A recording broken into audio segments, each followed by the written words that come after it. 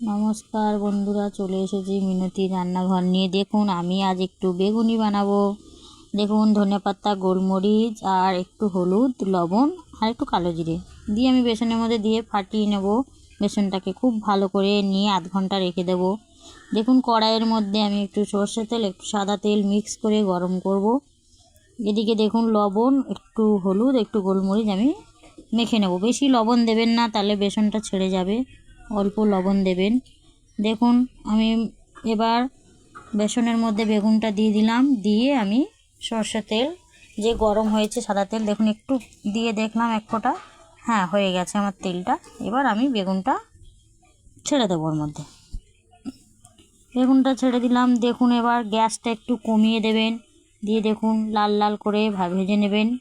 Gas না কমালে আপনার ভেতরে কাঁচা থেকে যাবে। তুলে নিলাম, নিয়ে আবার একটা আমি বেগুনি দিয়ে দিলাম।